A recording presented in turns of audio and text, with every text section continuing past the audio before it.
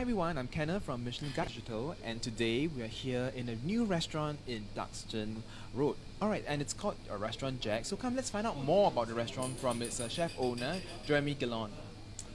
Hey Jeremy, hi, thanks for having us. Great. Alright, so maybe can start off with sharing about more about yourself and introduce yourself to our viewers. Yeah, of course. So I'm Jeremy Gillon. I used to work in Val Thorens for 12 years. I decided to come here in Singapore 6 years ago, and we are on our opening restaurant, JAG. Jeremy, Hanan, my business partner in gastronomy. Okay, so JAG stands for? Jeremy, Hanan, gastronomy.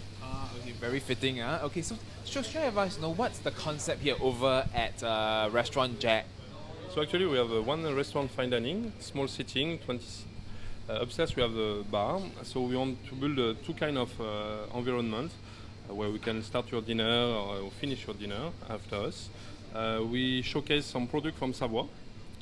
You have also some herbs, so I bring dry herbs. Food-wise, is it very classic French? What kind of cuisine would you describe your cuisine here over at restaurant JAG? Actually, my knowledge is from different parts in the world and different chefs who used to be my mentor. So it's French technique, but after is the aspiration of the market. So we can bring the product from Japan, the product from the rest of the world. We just selection the nice product and we play with that. Okay, speaking about products from all over the world, we have some products from the French Alps here, over 40 types of ingredients, herbs from the French Alps. So take us through what you have here in this library of herbs that you have over here. How do you source them? How did this interest came about in using herbs from the French Alps? Yeah, so actually, so that I start to learn about that herbs for the last 7 years. So now is my friend. He's the guys. He collect the herbs in the mountain. Used to be that just for medicine. Some like a Chinese food also used to have a lot of herbs from that.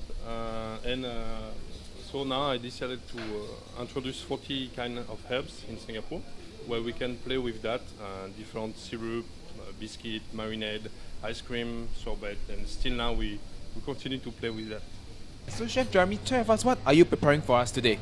So today a very simple dish, kohlrabi salad with some smoked picky eggs and radish dressing. All right, Ken. We use also the Oregon, so from Savoie, where you make syrup, dressing of Oregon with orange juice and zest orange, and we import also some hazelnut oil from really Beaujolais, so from French also, from Beaujolais, okay. exactly. So it's a mixture of Oregon that you see over here, and orange juice and this hazelnut oil that you do, exactly. that you dress the kohlrabi with in this dressing. Yes. Great. Okay, Ken. So I just shave the kohlrabi is I just peel the kohlrabi. With that skin I make the juice. I mix with the green radish and the skin of that kohlrabi. That kohlrabi is just shaved, seasoning with the dressing with the orange and Oregon. We will just roll this one. Okay. To make that nicer. Okay.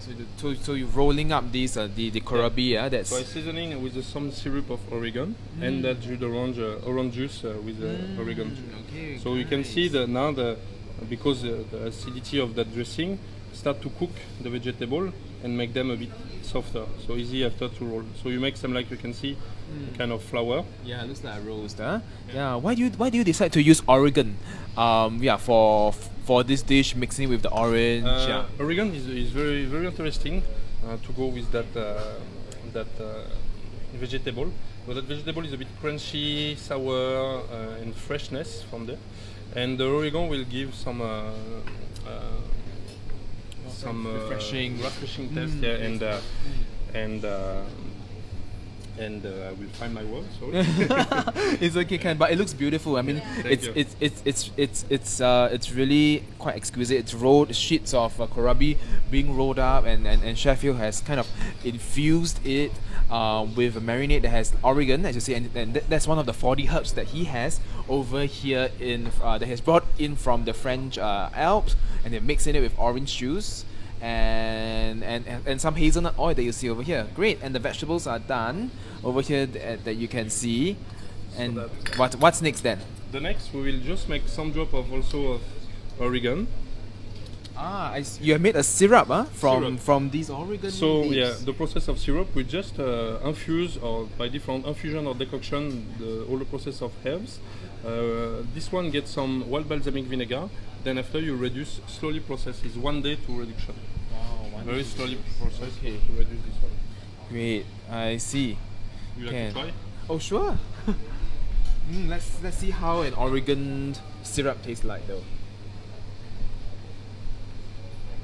It's a very honey-like taste. Yeah. Very sweet honey-like taste, huh? So the honey, on that all the process you can see on our herbs come from the reduction because it's natural sugar from the herbs, and every herbs get some kind of sugar. So we just concentrate that one.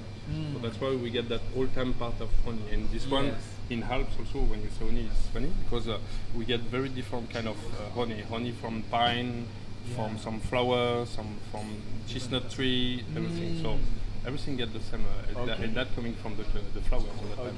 Great. All right, Ken. So Chef Jeremy is drizzling drops of Oregon syrup on the plate of kohlrabi that you see over here.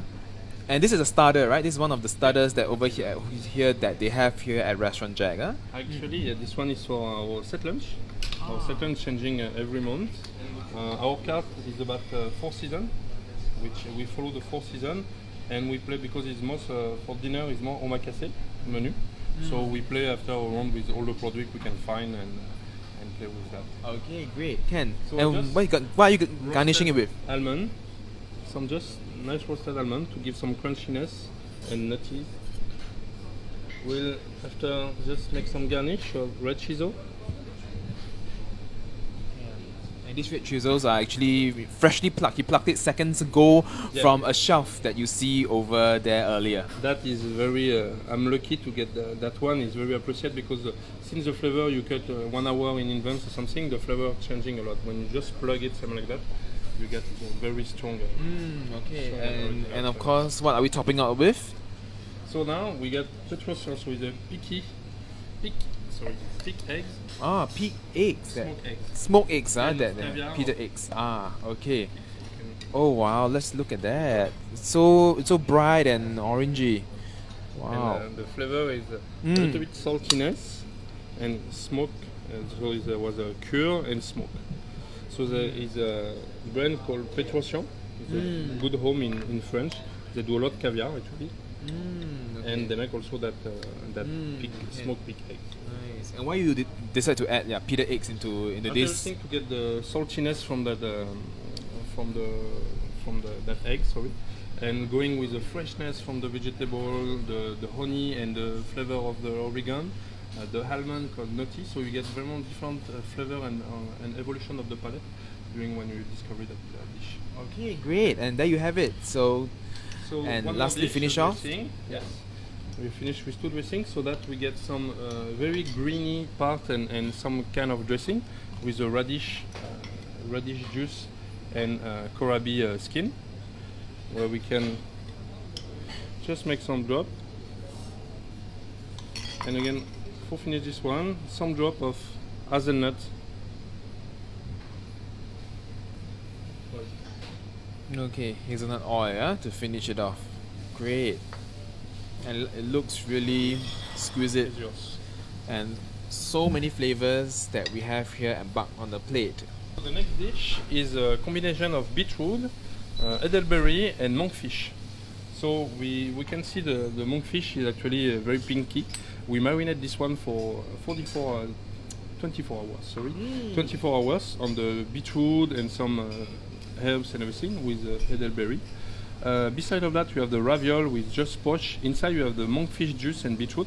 So it was very interesting to see on the plating when you broke. After the juice will cover the fish. Some braised beetroot, red beetroot, and the yellow braised beetroot also. All right. Okay. So we will Let's start plating. plating. Yeah, and it's very interesting. I think Chef has infused beetroot onto the monkfish and have placed some elements of the monkfish into a beetroot ravioli. So it's kind of a cross exchange of both the fish, land and ocean. land and ocean. Yeah, it's kind of 2 concepts crossed over. Great. And why did you decide to use beetroot for this dish with Actually, monkfish? beetroot is very interesting because we have some natural sweet from this one. The monkfish is also very sweet meat.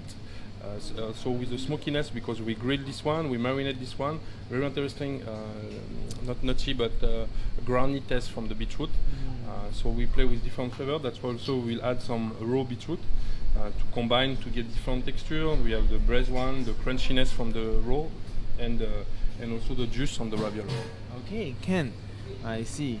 And there you go, a beetroot ravioli, kind of topping it Yeah. off with the monkfish and different elements of the braised beetroot, beetroot. braised beetroot, Yellow. the yellow red. one. We Nice. will just Okay. put some drop. So that is a vinegar of Oh, is this one of the herbs? vinegar of churro. You can see Churro. here. Ah, churro. okay, nice, nice. Elderberry actually. Mm. Just some drop to give some acidity on that plate. Okay. Because you are some, like I just used to say, some sourness, some sweetness from the fish and the beetroot, the groundy taste. And so that's why it's interesting to get some acidity to balance with that one, to don't make that plate too heavy. We have the chaga beetroot, white beetroot, and yellow beetroot. So both of them is raw. Okay. We Nice. top up this one also to give more flavor of churro, some reduction of churro Ah, and you reduce it from the from the herbs, them Cereal kind of also. infusion. Okay. Wow. Okay, so And we'll finish. nice. So there's a syrup, vinegar. Yeah. And it's finished off with syrup itself. The churro. Yeah. Yeah. What kind So of we get- taste syrup has actually by itself? Very. It's difficult to give some element, Okay. similar element, but it's very flour Floury, taste, okay. sweetness. Mm. We use on different time also in French the churro. We use as a berry. We make some jam with that one. Everything is a bit sour. The flour we use as tea, as infusion, so also as vinegar. That is kind of recipe you can find easily in French. Interesting. Vinegar churro. All right. And the rest after we can play with that. Bye bye. Thank you everyone. See you soon.